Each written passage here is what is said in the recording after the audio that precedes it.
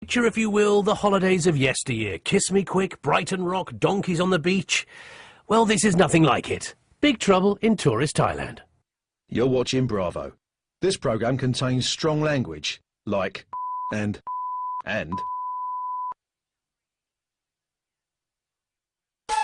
Thailand is a paradise on earth. No wonder nearly 1 million British tourists visit each year. Okay, give me money! But amongst the exotic entertainment and excitement, danger lurks. Hey, don't film.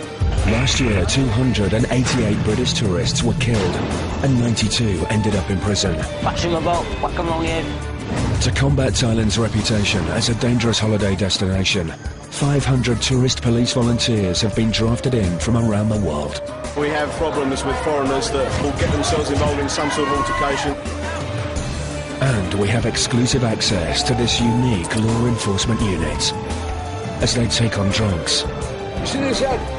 drug users, It's a class 1 drug called Yaba. victims of violence, sex tourists, and held travellers who are in big trouble. Do not resist us. Coming up in tonight's episode, Cumbrian teenager Misha is jailed for cannabis possession. He'll be tried, fined, possibly have a jail sentence. A bunch of Royal Navy Marines get into hot water when they hire a jet ski. You're a crook. I'm just a normal person. And a tourist terrorises the locals after getting high on the Thai crazy drug, Yaba. Do you like it, wife?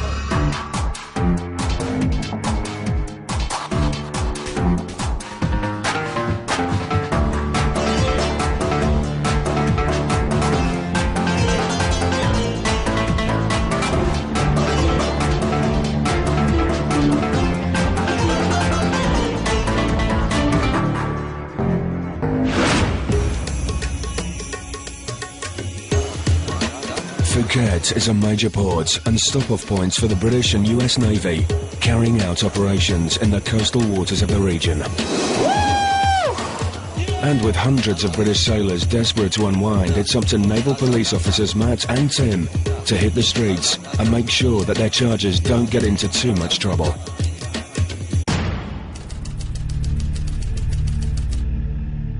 It's got everything young men want. It's got booze, it's got girls, it's got sand. Phuket is the place to be.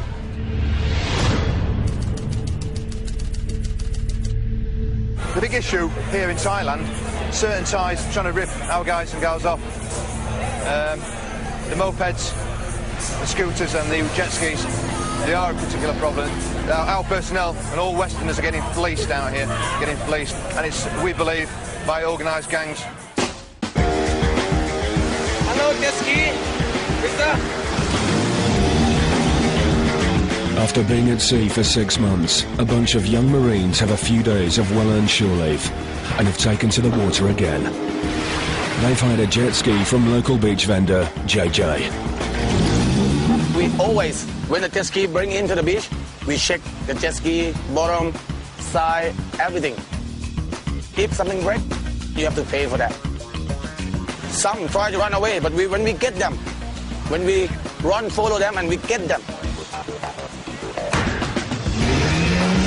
For one of the young sailors, fun on the ocean wave has suddenly turned into big-time tourist trouble. On returning the jet ski to base, owner JJ is saying it's been damaged, and he's about to threaten them.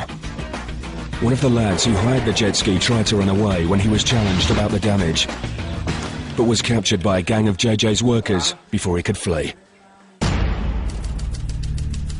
21-year-old Marine Jack now stands captive.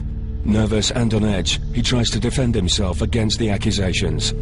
Basically, it's been hit on the side, and if you just look underneath there, I can't remember being hit in the side there, because that's where my leg would have been. You know, if my leg had have been there, I think I'd have knew about it, because I'd have moved. So, what are we gonna do? JJ is angry and claims that Jack ran away from his responsibility. Don't try to run away again, okay? Otherwise, you're gonna have blood on your face. You can break anything of anyone. I don't give a fuck. I don't care. If you break my jet ski, you have a problem with me. We are men. We're not girls. We're not lady boys. You don't wear a skirt, you wear a pen, right? We talk straight. This for repair, it's gonna cost you 44,000 baht. 44,000. That's around £800. I can't afford that. I haven't got that much. I ask you one more time, how much you can pay for me? 35, that's it. 35. Make it 40. 40, not 35. I not pay for nothing that I not do wrong. I sit and drink beer on the beach. I don't even drive a jet ski. And my jet ski come and break it. And you want to pay for nothing I do it? Kiss my ass. With the young Marine cornered and the situation escalating, Jack's friends finally return.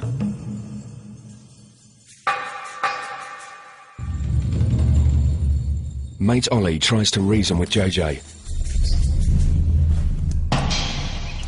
It just looks quite a lot of damage. Wouldn't that take a lot of force to do that? But I have a question for you also. Yeah, okay. If nothing wrong on a jet ski, Yeah. why him friend have to run away? You a Navy, what you scared for? Man, army, eh? Hey, Getting nowhere, the situation reaches flashpoint, who the one who run fast in this place? and the hostilities take a potentially deadly turn. Hey, don't film. Oh, sorry. Who the one who run fast? Hey. What? What you say? What you say? Sorry, mate, sorry. My gun in my house. You do something bad in my house, I can shot you. It's 4 millimeters. The bullet is this long. Don't try to run away. Trust me, you don't want to do that. Trust me.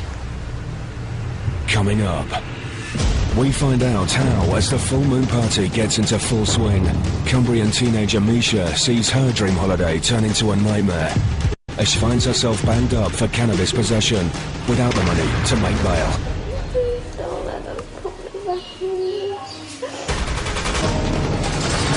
We meet Cardiff lad Dave, serving time for drugs crimes. I think people back home would be horrified by it all. You know, nice happy houses and that, their cups of tea. And Naval Police Chief Tim arrives at jet ski hireman JJ's camp, sparking an electrifying confrontation. You're a crook. I'm just a fucking normal person. Don't shout at me. Listen to me. Do not shout at me.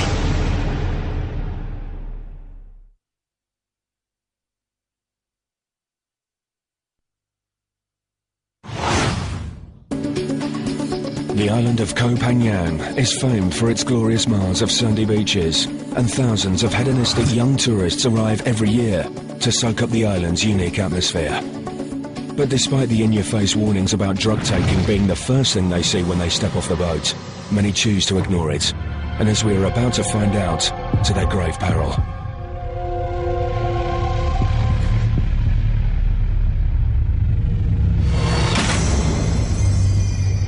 As the sun sets and a full moon fills the sky, the cries of clubbers and dance music can be heard echoing all around, which means it can be only one thing: the night of the monthly full moon beach party.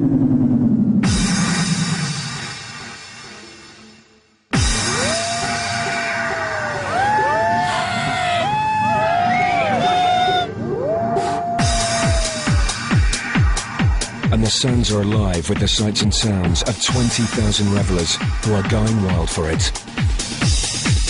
Party! Awesome!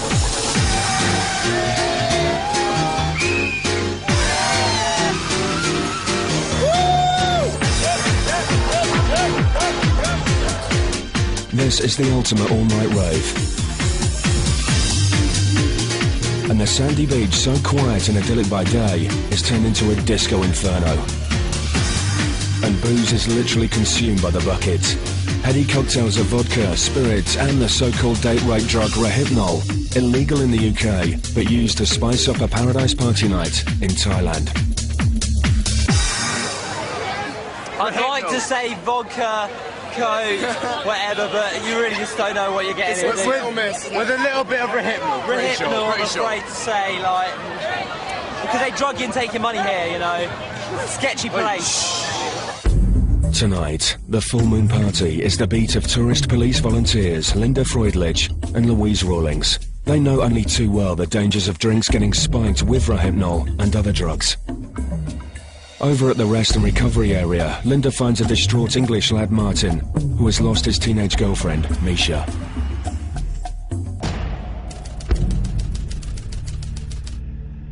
The poor guy, he's been here 3 or 4 times already.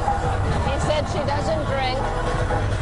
They shared a bucket of booze, and she got very drunk, and he went to the store to get her some biscuits. When he came back, she was gone. Hopefully, we can find her. It is a very nerve-wracking situation. I mean, we've got people losing cameras and Blackberries and now girlfriends. At night, the beaches of Thailand are a dangerous place for a drunken single girl, as Louise knows only too well from past experience.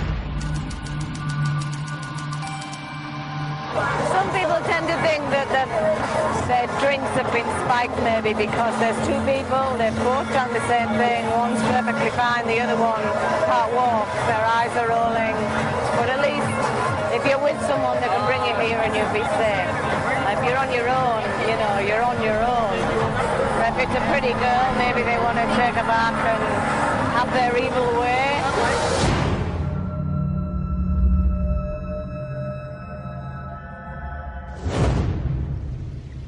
As a new day dawns, the partygoers are still recovering. But there's no chilling out for Martin.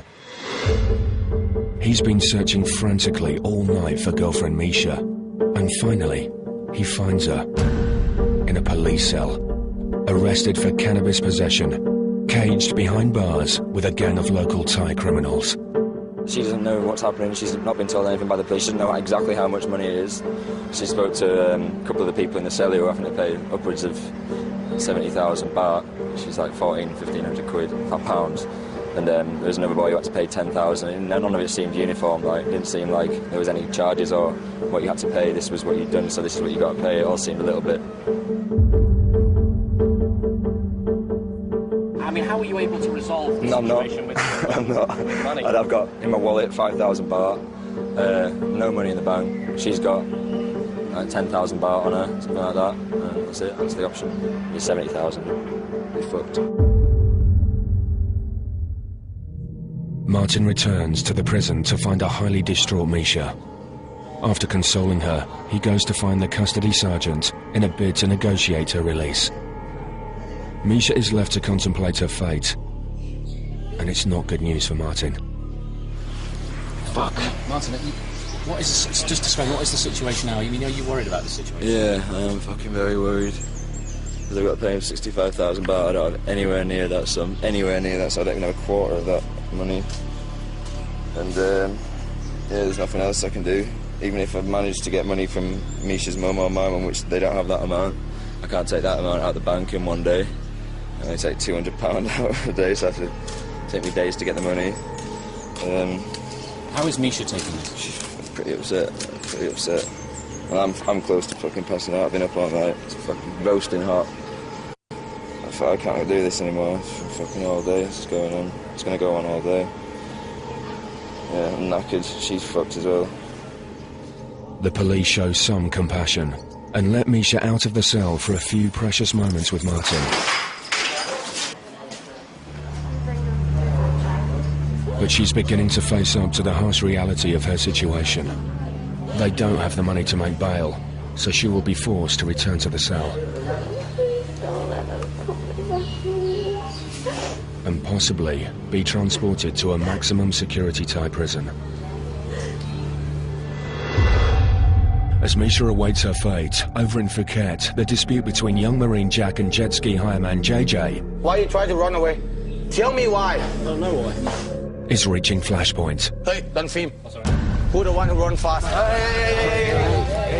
What? What did you say? Relax. What did you say? Sorry, mate, sorry. Right, +44, yes. The demands turn into threats, and the now seriously worried young Marines call in their boss, Naval Police Chief Tim. He's seen his lads scammed for money in a similar way many times before. Tim immediately goes head-to-head with JJ. Where's the boss? I'm the boss. You're the boss? Yes. Right. How come every time one of my guys hires one of your jet skis, there's something wrong with it? There always seems to be something wrong with your jet skis when my lads have used them. If nothing happened or anything damage happened on the jet ski, don't worry with that. Right, obviously nothing's happened. And how nothing happened? He didn't hit anything, so what's hit him that's How caused are you damage? sure that him not Let me hit see it? the damage. Okay. If there's ever any damage to the hull of a boat, the salt water causes corrosion and decolorization, which leads to telltale signs if the damage is fresh or old. And they will see it, new or old damage. If the brand new is a white color, if the old damage, when they touch the water, it's gonna change the color, being black or brown. If the old damage, being black or brown. That's old damage. That's not new damage. It's old damage? That's old damage. How you prove it's old damage? How you prove it's new damage? That's old damage. I can tell They by the said to me. staining. By the staining. They said to by me. The don't start shouting at me. I don't start shouting Don't to you. shout at me. I don't shout at me. So Don't you shout listen at me. first, okay? That's old damage. Can you listen first? I don't worry you're the boss or you're a captain. I don't care. This is my business. Yeah, your business. And it's if corrupt. And if It's corrupt. That damage is old. I know fiberglass. He'll pay you 10,000 baht and that's it. 10,000 baht, huh? Yeah. Him said to me he want to pay me 35,000. I asked him for Did 40,000. you say you'll pay 30? I won't pay 40. I never said 40. Why him run away? Why you boy run away? Why? Do you run away? Him not run away because my boy get him. You tell him what they do. Did you run away? You tell him. Listen. He didn't run away. Listen, my He son. didn't run away. First, Don't shout at me. listen to my Do not shout at me. Why? Who are you? You're not my dad. You're not my papa. You're not my father. You're not my mom. What? Who the hell are you? I'm just a fucking normal person that work on the beach. I'm a businessman. You're a crook. Fuck you. Fuck you. He'll pay you Yeah. 30,000 and then you leave. No. 30,000 we leave. No. 30,000 we leave. No. Right, go. Get No. back. Him gonna go. Jack. JJ's workers surround the Marines. You pay 30,000 now. No. You take 30,000 and that's it. Him agree. 30,000. Him agree with me for 35. You said 35, but I said 40. You said 35, right? Did you say 35 or not? Probably did, yeah. Yes. Right, all right. If you said 35, he'll pay you 35. No more. 35,000 baht. Take it or leave it.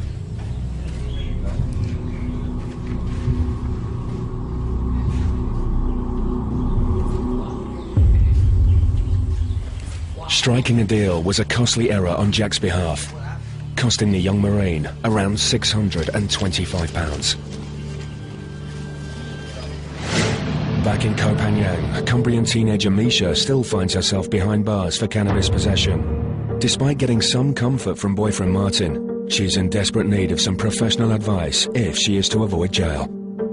Neil Bambridge, a British embassy agent, has been alerted to Misha's plight.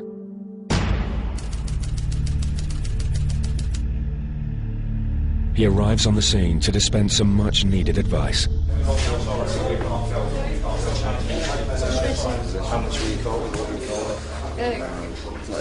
Cannabis this month. It's illegal in Thailand now, you have to be aware of it. It's illegal everywhere. No, I'm fully aware of that. It's just, it was literally passed to me, and I turned around and they were there. I didn't buy it. I didn't do anything with it. I literally turned around and they were there. Okay, don't worry, just relax. With the initial embassy meet and greet over, Big Boss Honorary Consul Dave Covey comes down to the police station.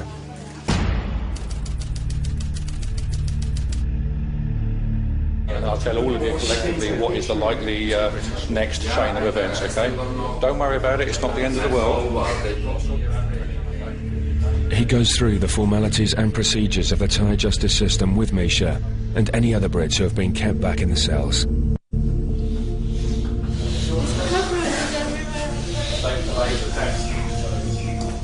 Misha struggles to hold it together, but finds the strength to tell in full what happened to her the previous night.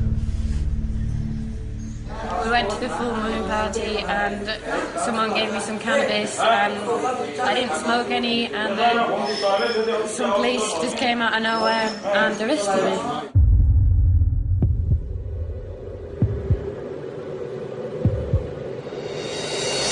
I said, I'm not going anywhere till my boyfriend gets back, and then they threatened to put handcuffs on me, and then one of them was saying, yeah, put handcuffs on her, and the other one was saying, no, don't, we'll just take her, and then they took me to the police station near the beach.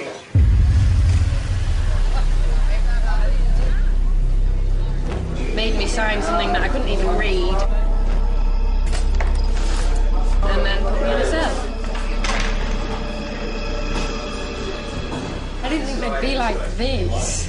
In England, you're allowed 3 strikes and then you're out. But here, you're caught with it, whether it's yours or not, and that's it, you're put in prison. But was it yours, Misha? No! The revelation that the drugs were Martin's is no consolation for Misha. She was caught in possession with them, and she will do the jail time. Do you feel any sense of responsibility? I mean, do you feel, you know... Yeah, I should be in there. I should be in there. Just want to go home. I want to get her out and go home. So I'll pay them the fucking money, pay them the bribe and go home. Big sick of it. Bullshit. But getting Misha out of the fix she is in may not be that simple, as many tourists before her have discovered.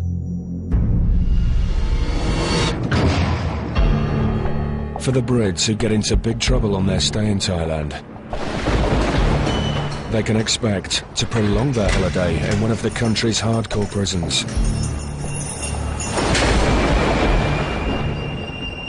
Over 102 British residents are currently serving time for crimes ranging from drug dealing to sex offences. I think people back home would be horrified by it all. In their nice happy houses and that, their cups of tea.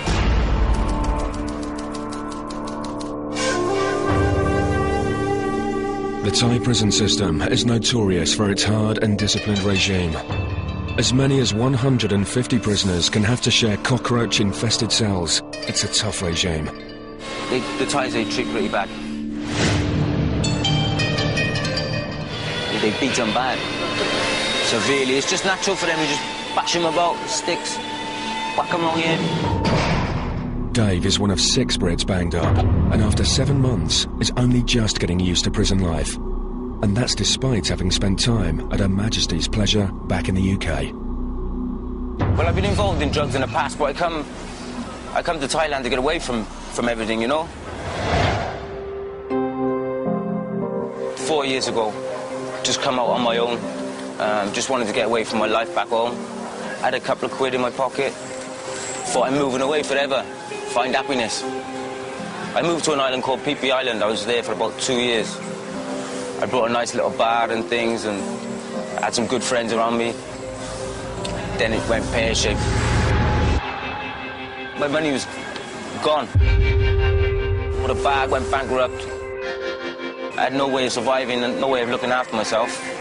Obviously, there's other routes to go down, but I turned to the stupid route. Low on cash, Dave made the mistake of becoming a drug dealer.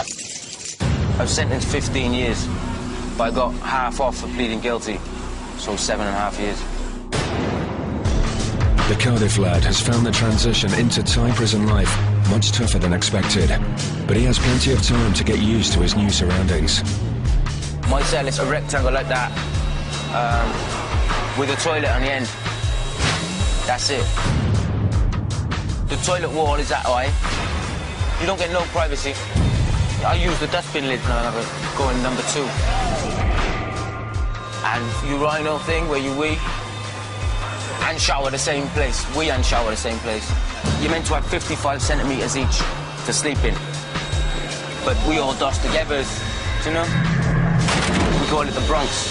It's the most crowded as well. There's about 150 people up there, maybe more. That's pretty much it then.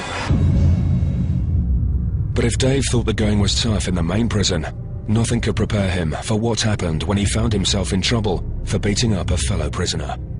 I've just been locked up in a solitary for 3.5 months. But what happened was, a paedophile came in.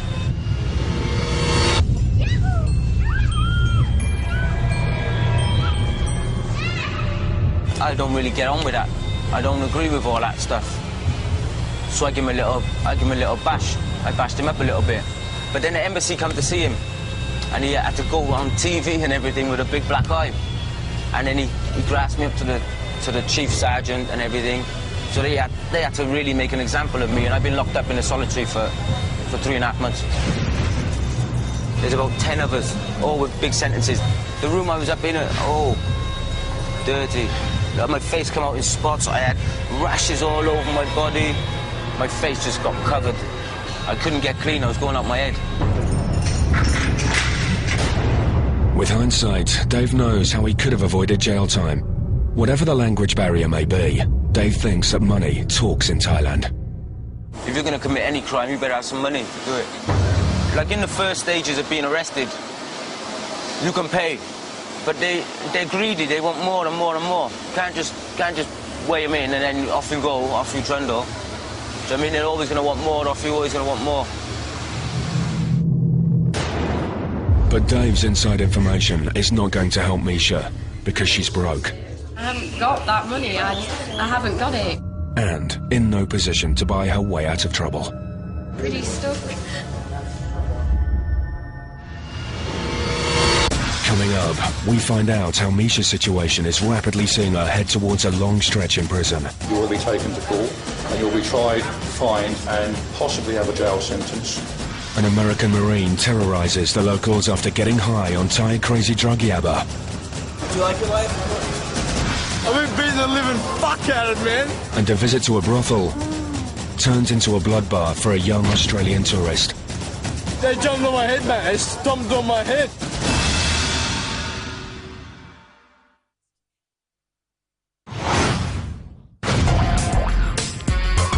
Welcome to Walking Street, the most famous and vibrant part of the Thai city of Pattaya.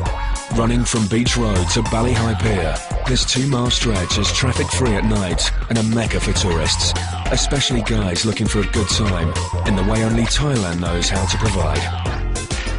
This hotbed of crime is the beat of expat police assistant Howard Miller, who joined the tourist cops over 5 years ago. The tourist police concept is unique to Thailand. They have recruited unpaid volunteers to work alongside their full-time police officers. Some of these volunteers are full-time, others part-time. When in uniform, they are at the front line of law enforcement when tourists get into trouble. What we do here in Thailand is quite a unique programme. I'm pretty sure they don't do anywhere else in the world, where foreigners are working directly with the police of that country to deal with crime. Amongst the glowing neon signs can be found dozens of go-go bars, discos and brothels. The streets bustling with hookers, ladyboys and white boys, offering even the most seasoned traveller a truly exotic experience.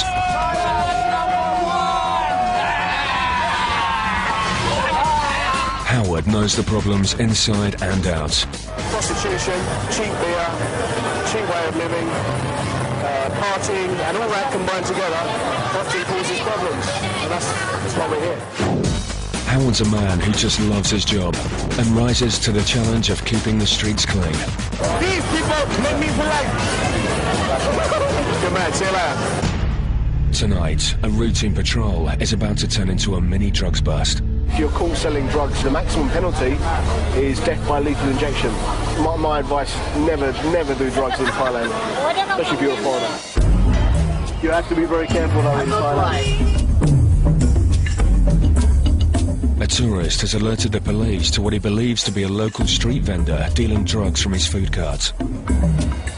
Howard and the team head over to the scene to investigate.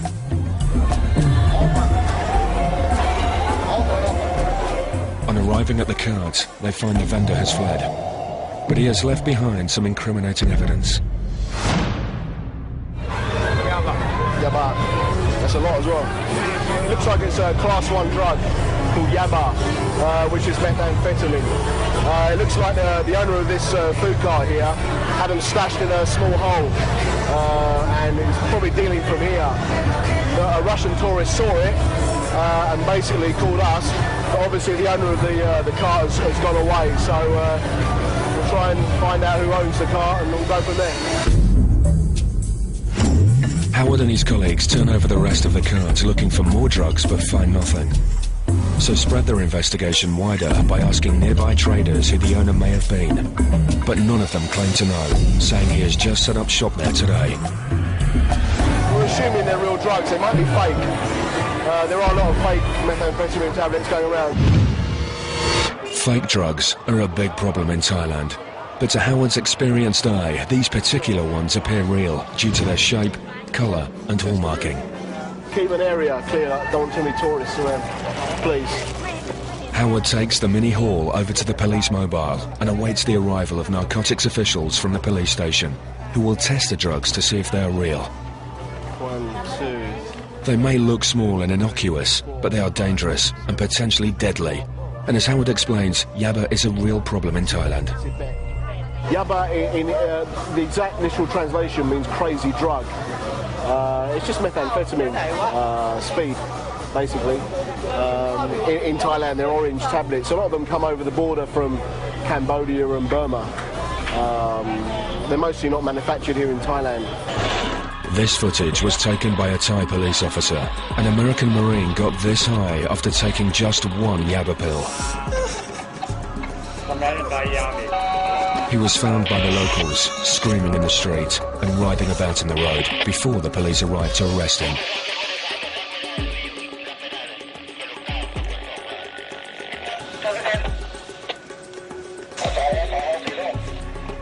But even when the effects of the drug begin wearing off, the man is still extremely hostile. Do you like your life?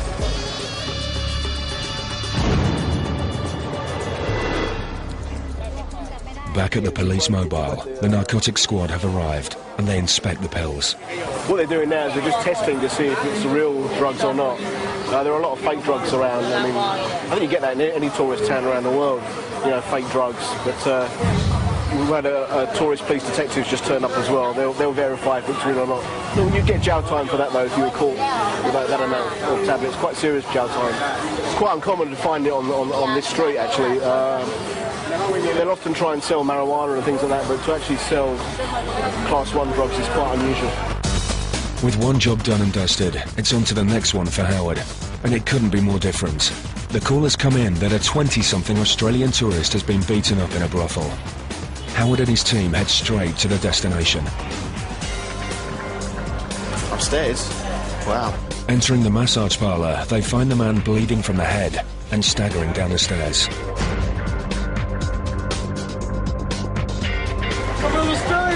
After some persuasion, they manage to get him out of the building and onto the street. Nothing wrong! Aggressive, confused and hostile towards Howard and his team, the decision is made to take him over to the mobile police station. The mobile is basically a police station in the street, set up informally around a table so the cops can speak to tourists who may be victims of crime in a calm, controlled manner. Sit down, sit down. Howard sets to work finding out who the man is and what happened to him. What's your name? What's your name? What do you think I've done wrong? I got beaten the fuck out of him. I got beaten the fuck out of him. What happened? What happened? I've been beating the living fuck out of him, man.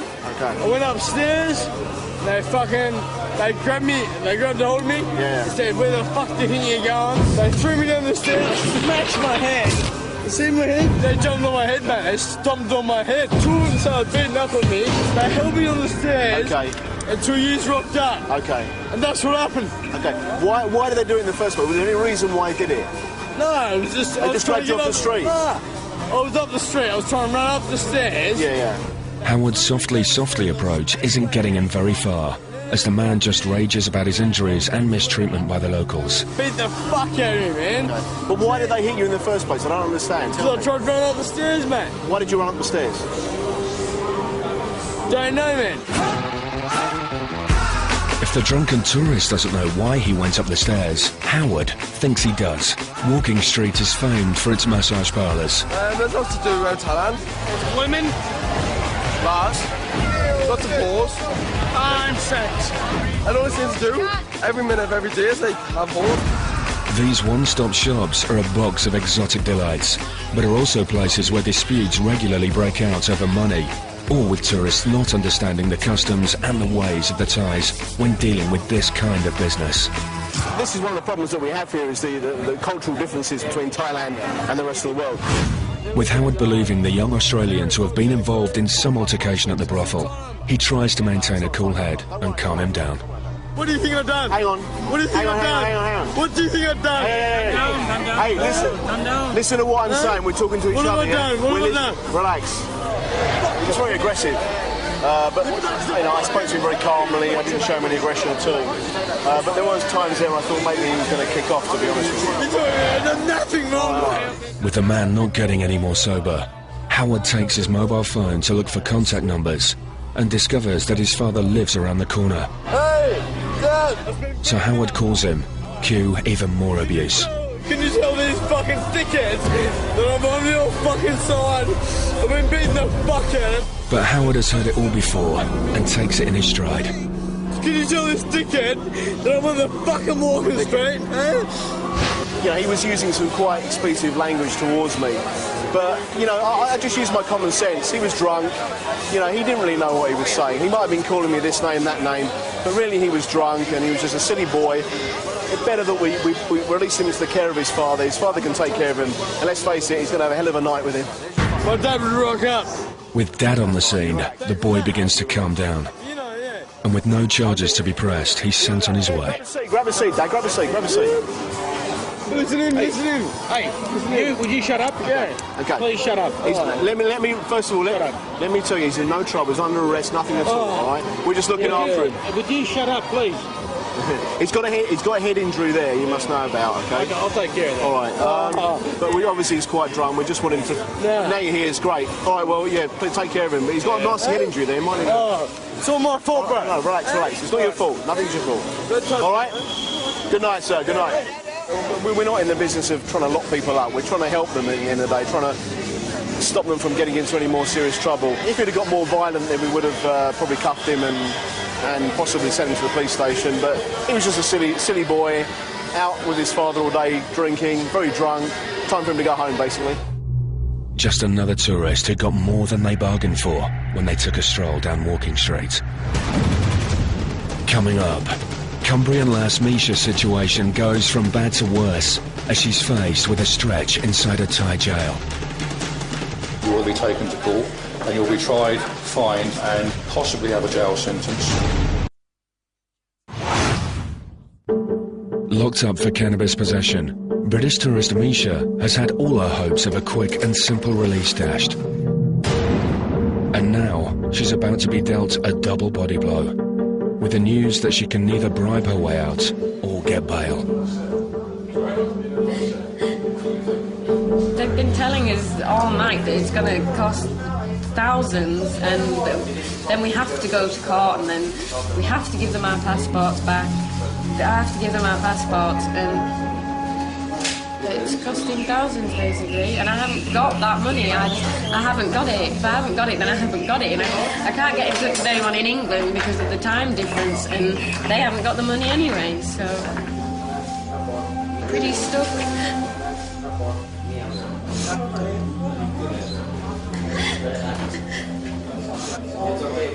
The situation is as follows. You guys have all been arrested for reasons various. That's down between you and the police as such. Basically, you can be bounced in and out of the legal system for 84 days.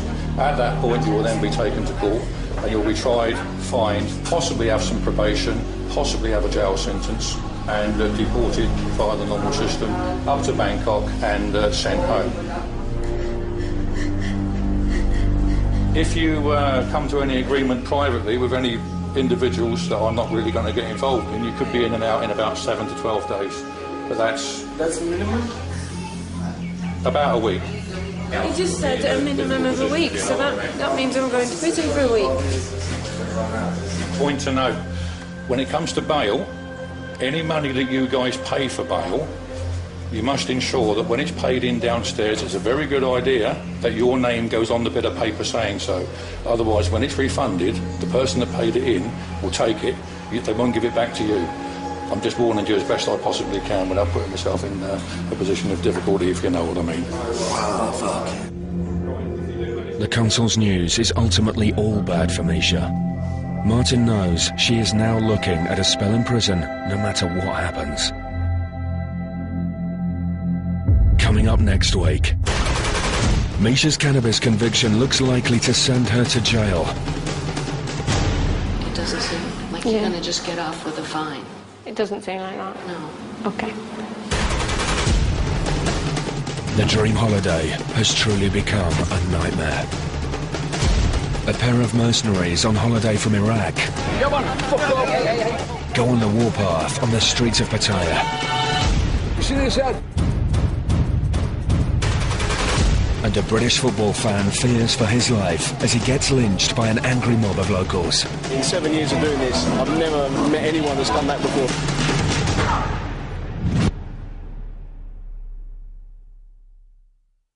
Tomorrow at 10, don't miss